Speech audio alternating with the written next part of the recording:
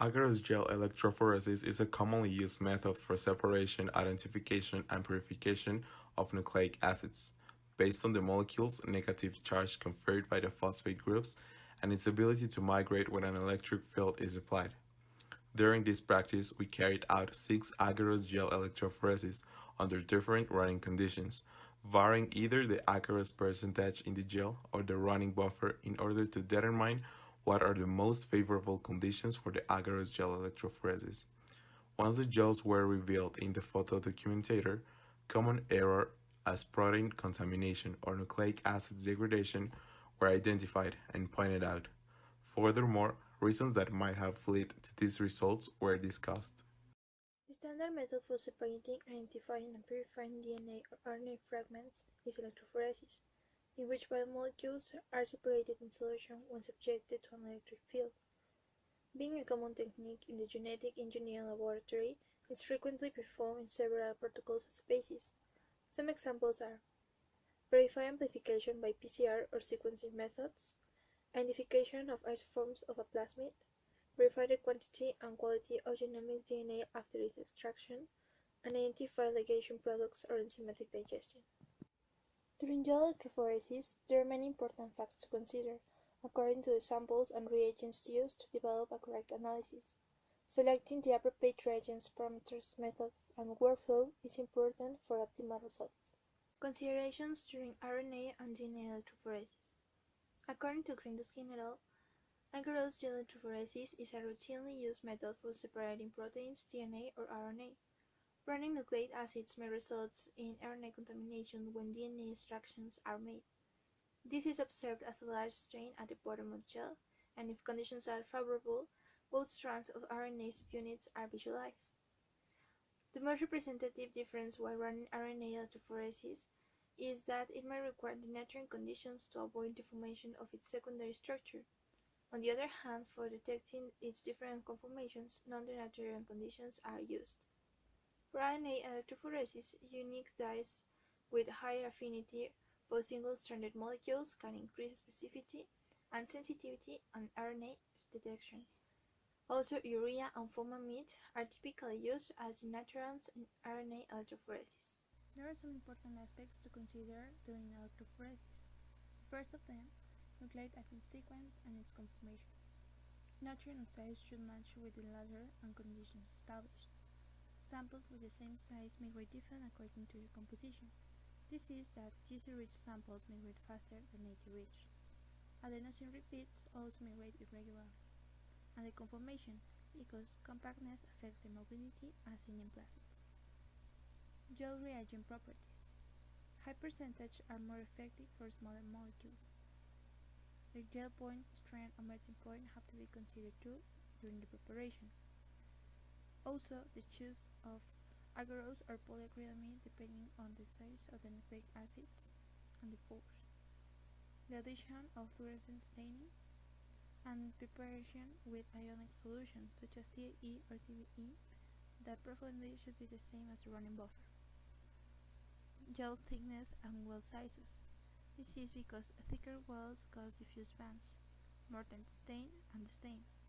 There are some recommended widths that are reported in this table, and also the gums used to form the wells, because large amounts loaded results in thicker bands, smearing, and bad resolution, and small samples in narrow wells and low, sharper, and more defined bands. The running buffer types, because TBE and TAE are different. TBE on its side is used for low molecular weight samples and denatured electrophorations. TAE is used for larger molecular weights and low field strength. This reduces smearing. Also, the effect of electroosmosis has to be considered. This is the interaction between ions on the samples and buffers during the run that can cause smearing. Electrical running parameters, such as voltage, current, and power. The voltage used according to the distance between the electrodes of the chamber used, that has to be calculated depending on the chamber that is implemented. Higher voltage can also charge the molecules, and it's recommended to be constant.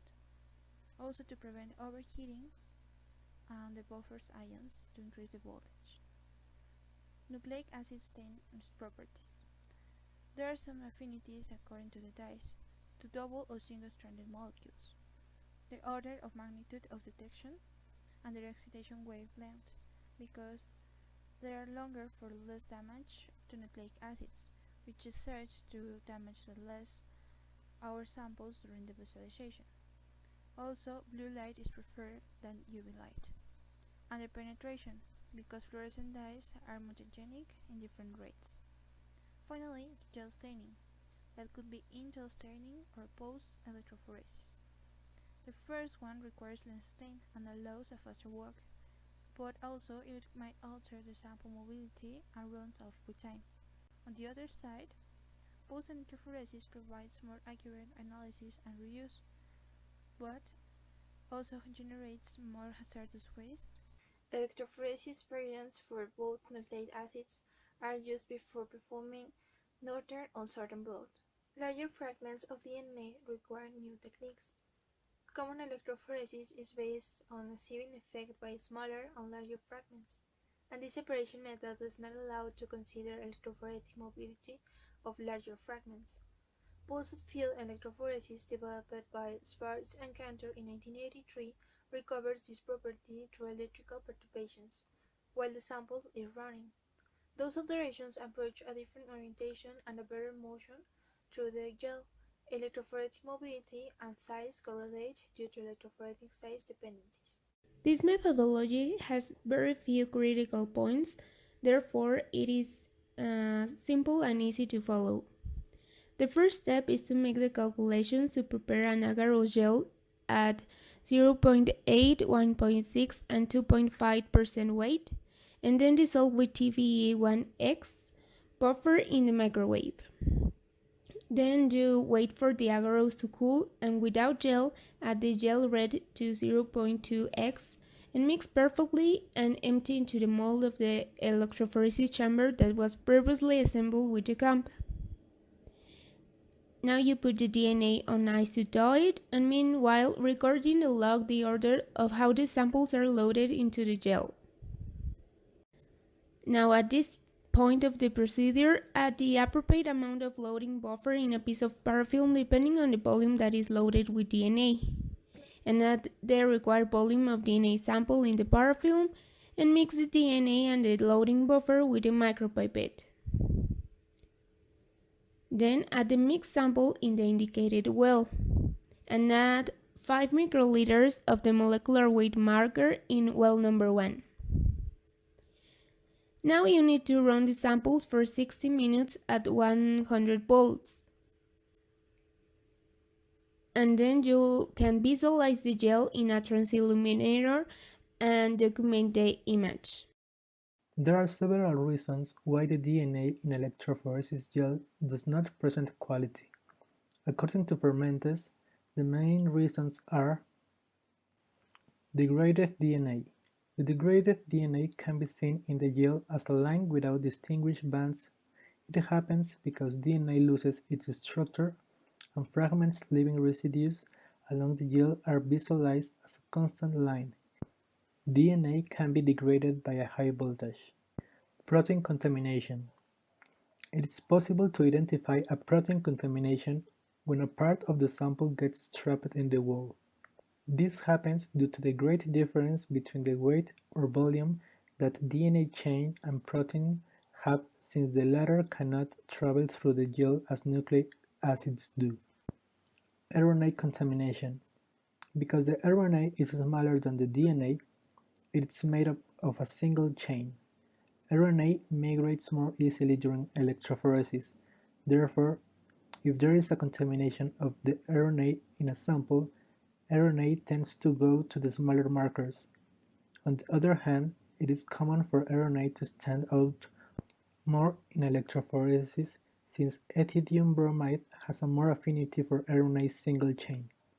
However, in this practice, gel red was used, which according to Biotium has a greater affinity for double-stranded DNA. This could explain why in all cases of the possible presence of RNA the intensity is almost equal to DNA. High voltage. A voltage higher than the necessary can cause the temperature of the electrophoresis to exceed 30 degrees Celsius, which in turn is a possible cause of the atypical pattern in the migration bands. Sample overload. An excess of sample charge attracts more dye than necessary, which causes a shift similar to the produced by degradation, but at the same time includes greater intensity of color and bands. Excess of hyaline cyanide. Excessive coloring can cause the entire gel to be stained and visualization of the bands becomes difficult. Excess of agarose in the gel. Not having the proper concentration of agarose in the gel can cause a bad resolution due to the proximity between bands or even the lack of bands. That is why it's important to calculate the correct amount of agarose. As the percentage of agarose present in the electrophoresis gel increases, the porosity of the gel decreases, generating a greater resistance that is proportional to the concentration of agarose in the gel. In this way, the higher the agarose, the bands of DNA along the gel are reduced to the first few centimeters, making it difficult to see the gel correctly samples with a large range of base pairs. On the other hand, knowing the correct buffer for a specific condition is crucial for good results. In general, the ideal buffer should produce less heat, have a long life, and a good conductivity. For example, deviations from the optimal concentration of the buffer could produce enough heat to melt the gel according to lane. Agarose electrophoresis is a technique that uses electrical current to separate fragments of DNA or RNA, and is widely used for its various applications. It helps to know the weight of the DNA molecules of different species, since the bands of DNA are separated according to the size, with the smaller ones migrating faster. For this, a molecular weight marker is used, which already marked it, and the exact size of each band is known, in order to use it as a comparison to our samples. Gel electrophoresis is also an important step to purify and sequence genes or more complex sequences.